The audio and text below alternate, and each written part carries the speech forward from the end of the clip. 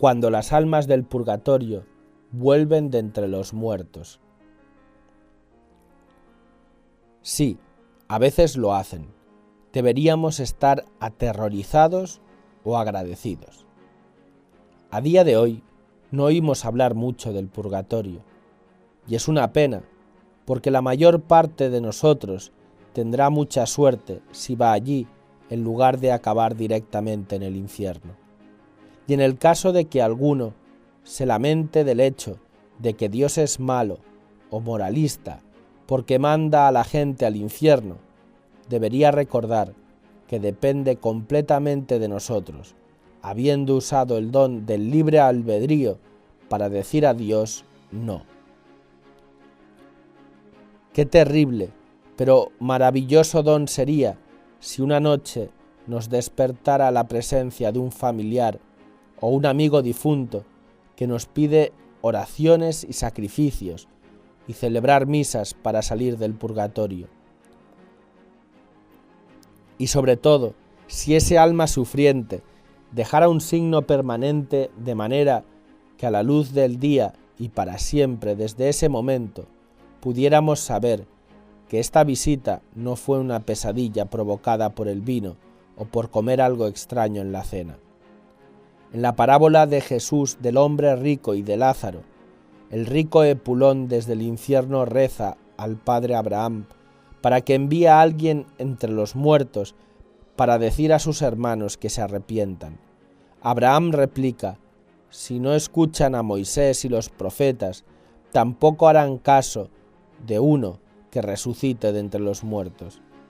La referencia, obviamente, era la resurrección de Jesús, pero en su gran misericordia el Señor ha mandado a muchos emisarios de entre los muertos a los vivos, y estos han dejado numerosas pruebas detrás. Por pruebas no me refiero a los testimonios escritos de santos sobre el purgatorio o el infierno, de santos como Santa Margarita María de Alacoque, Gertrudis, Brígida de Suecia, Juan María Vianney, María Faustina, Catalina de Siena, Catalina de Génova y otros, y de videntes como los niños de Fátima, Oquibeo, Medjugorje o Garabandal. Las pruebas concretas reales están recogidas en una pequeña habitación fuera de la sacristía de una iglesia de Roma, el Sacro Cuore di Gesù in Prati, llamada también Sacro Cuore del Sufragio. Esta iglesia neogótica, terminada en 1917, está en las orillas del Tíber, a 10 minutos de la Plaza San Pedro. Es única porque es la única iglesia de estilo gótico de Roma y porque acoge el pequeño museo del Purgatorio. La misión de la Orden del Sagrado Corazón, fundada en 1854 en Francia, era rezar y ofrecer misas por el descanso de las almas del purgatorio. Su capilla en Roma, dedicada a Nuestra Señora del Rosario, fue destruida por un incendio el 15 de septiembre de 1897. Después del incendio, el sacerdote al que se había confiado la capilla, el padre Víctor Jouet, se quedó sin palabras viendo la imagen de un rostro sufriente de la que parecía un alma del purgatorio en uno de los muros quemados. Pío X le permitió viajar por toda Europa recogiendo reliquias que atestiguaran las visitas de las almas del purgatorio. Una reliquia en el museo muestra una sección de madera de un escritorio perteneciente a la venerable Madre Isabella Fornari, abadesa del monasterio de las Clarisas Pobres de San Francisco en Todi.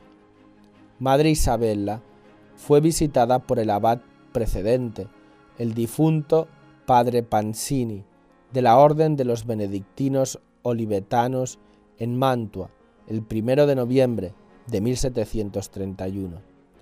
Para mostrarle que estaba sufriendo en el purgatorio, el abad puso la mano izquierda llameante en el escritorio, dejando una huella quemada, y grabó una cruz sobre la madera con su índice ardiente. Posó también la mano sobre la manda del hábito de la abadesa, quemando el tejido y llegando hasta el brazo, hasta el punto de hacerlo sangrar.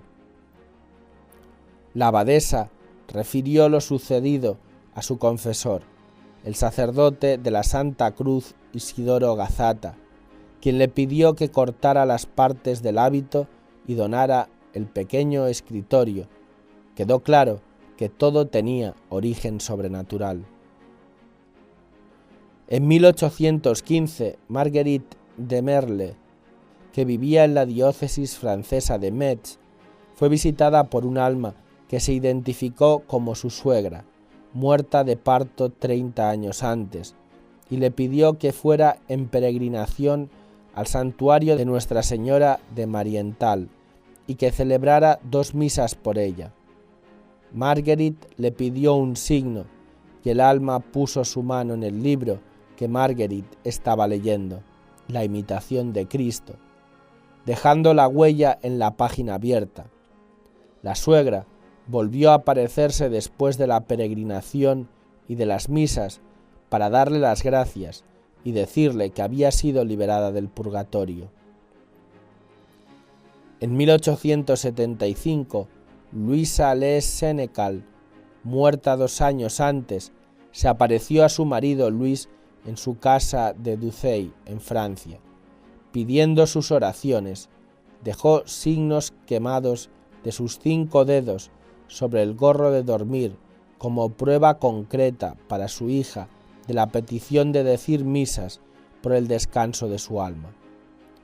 En el pequeño Museo del Purgatorio se pueden ver una docena de objetos de este tipo.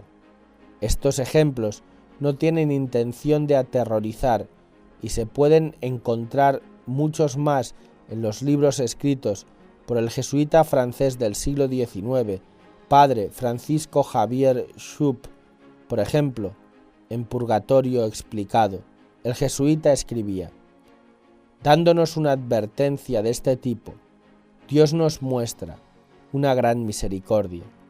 Nos exhorta del modo más eficaz a asistir a las pobres almas sufrientes y a estar atentos en lo que respecta a nosotros.